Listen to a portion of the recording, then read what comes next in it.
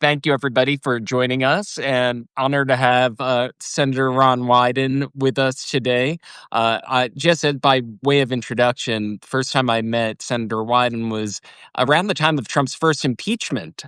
In that I had been investigating in for Courthouse News, a topic that he was investigating at the time, which was Trump's ties to the Turkish government as it affected his attempts to shut down an investigation into Halkbank. But Senator Wyden has been doing investigations that make impact his entire career, from CIA torture to NSA mass surveillance.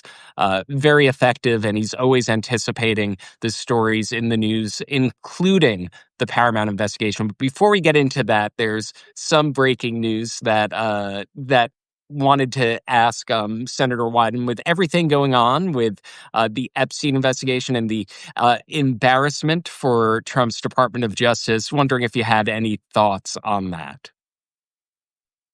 Adam, great to be with you. Good to know you're on Substack. That's the kind of thing my dad would certainly appreciate as part of what the First Amendment's all about. And let me just make a quick comment about the Attorney General. First, for the Attorney General, Ms. Bondi, to say that there is nothing to investigate is just ludicrous. I've handed the Trump administration a ready-made Epstein case involving a billionaire financier and Wall Street banks, and they have done nothing with it. Second, I know for a fact that the Trump administration is sitting on an Epstein file that contains new actionable information. So I don't blame anybody for asking what's going on, and you can make sure that I'm going to continue this investigation. I think it's critically important, and there's a lot there. Thank you so much, Senator. And that's one of the reasons that Senator Wyden is so effective on this. Covering Epstein for several years, I've always thought that the money angle, the follow the money, a What you and I have talked about. Yes, we've talked about it. And as the top Democrat on the Senate Finance Committee, you're always focused on that. And there have been a couple of class action lawsuits about it. There is more to investigate about that. And so I'm looking forward to what your office uncovers and brings out about that. Now, about the Paramount deal, $16 million towards Trump's future presidential library. And now there are new reports, apparently, of a side deal with, according to Axios, Trump alluded to a side deal with Skyhost Media for PSAs for an equivalent amount. Your office, before the deal was etched, had opened up an investigation into potential bribery. Now the deal is here. Talk about what you have been looking into and your reaction to it. Well, first of all, Adam, this is very personal in the Wyden household. My dad was a journalist, and he always said, just remember, Ron, the founding fathers thought that the First Amendment was almost more important than government because it ensured that there'd be free speech, that there'd be an opportunity for a free press. And Donald Trump basically insisted on an arrangement with Paramount to settle a completely bogus defamation lawsuit to grease the wheels for a merger. And I think it's a total betrayal of journalism, of what CBS and 60 Minutes have always stood for. I think it would have been a win for CBS. And the fact now that we're learning about a side deal, which once again describes how strong the link here was, because a lot of people said, oh, it wasn't bribery. Oh, it wasn't even a payoff. It's just business. They're spending a lot of money trying to cover their tush if it's only business. Right. Just to correct something that I said earlier, I misspoke. Skydance Media, and this was with MAGA PSAs as reportedly part of this deal. Apparently, they've been quite open. The Trump administration hasn't been covering its tracks well on this, because you have FCC Commissioner Brandon Carr openly tying this merger, the completion of this merger, to the complaint. What can be done for oversight of this FCC commissioner saying that this is something to consider about whether to approve this multi-billion-dollar merger between Paramount and Skydance?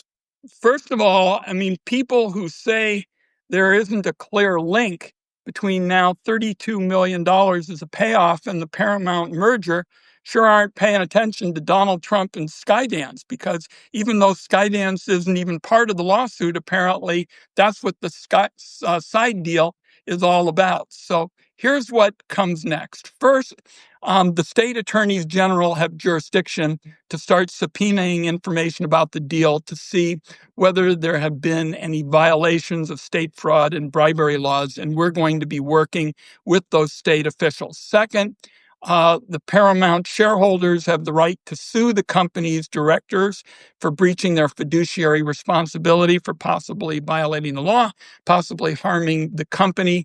We're going to be following very closely what the shareholders do. Third, our staff is going to be working with Senate offices, and we've already talked to a number of senators to learn as much as we can about the deal and the ramifications like these side agreements, so that when we do retake power, and we will retake power in the United States Senate, we can hold officials and executives responsible for this payoff. And again, when you think about what's at stake here, this is not just one case. If journalists see that the Trump administration can push them around to write stories that are only favorable to Donald Trump, that really chips away at what the free press is all about. And I brought today out of my dad's book, one of my favorites. It's really one of the seminal stories on the Bay of Pigs. And there's a picture of my dad and Fidel Castro on the back of the book. And Castro says, Peter Wyden knows more about it than we do. And that's what journalism is supposed to be about. And I'll just make one other kind of point on this area. Journalists and publications have a right to make money. I get that. But also they should remember what their job is all about. And that sure isn't the case here. Right. And what would your father think about all of the capitulations? This isn't an isolated capitulation. You have ABC News, now CBS's parent company, Washington Post, Los Angeles Times. It feels like I a think I think I think my dad would be horrified at the idea of paying protection money left and right rather than doing their job. As I say, I get there is a financial connection. Publications are going to want to stay in business and are going to want to make money. But fundamentally, you don't forget the First Amendment. And my dad and others have shown that the two aren't mutually exclusive. You can do both, but you got to make sure the First Amendment isn't thrown in the trash can the way it's been done here. Right. And how does this damage the credibility of major news institutions to be entering into this protection deal, as you put it, that you have two lawsuits with ABC News? He was using a word, George Stephanopoulos used a word that was used by a federal judge, and that was a lawsuit that could have been defended. And again, with Paramount, this was standard editing of an interview with a presidential candidate, widely ridiculed as a ludicrous lawsuit. They entered a deal instead. They didn't fight. How does this affect the long-term credibility of these news organizations?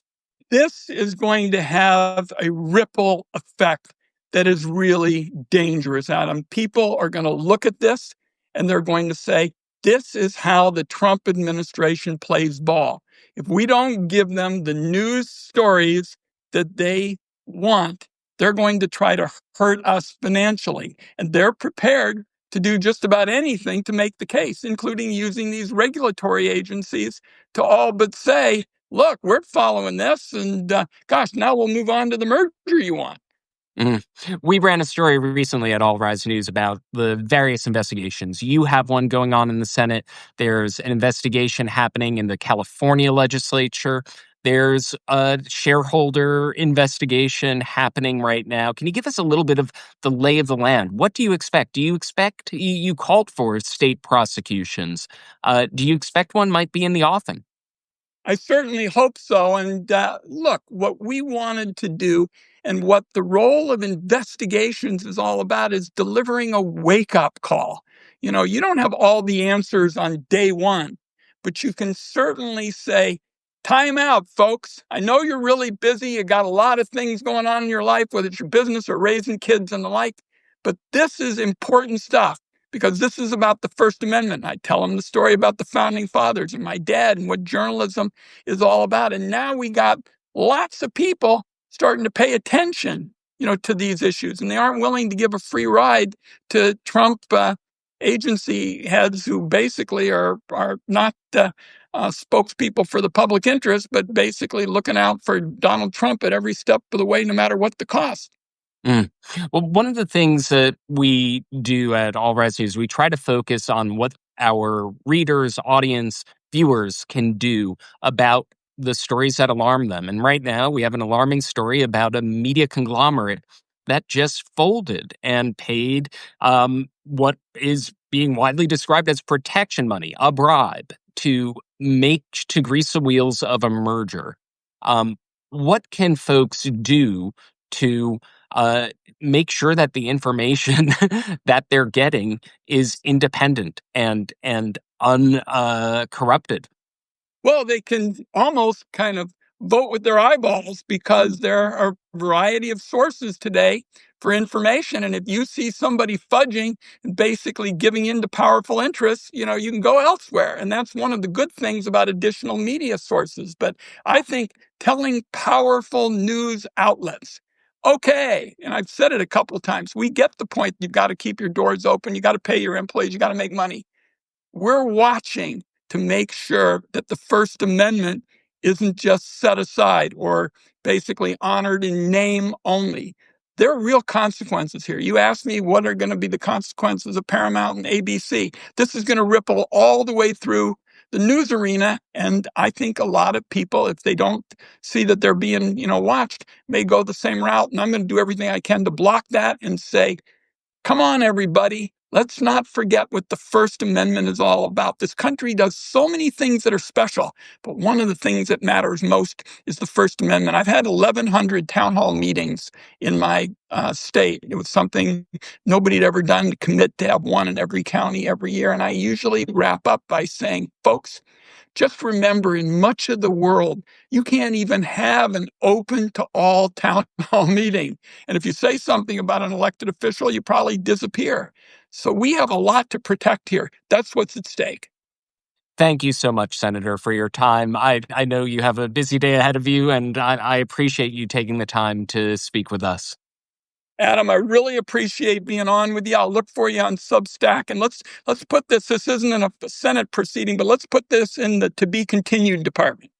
I look forward to speaking again and Thanks. finding out the results of the investigation. For folks who are just coming in late, don't worry. I'll be publishing this. You'll see the full video on All Rise News. If you subscribe, you'll get an email with the video. See it right from the beginning. Thank you for your time, Senator. Thanks, Adam. Bye bye. Bye.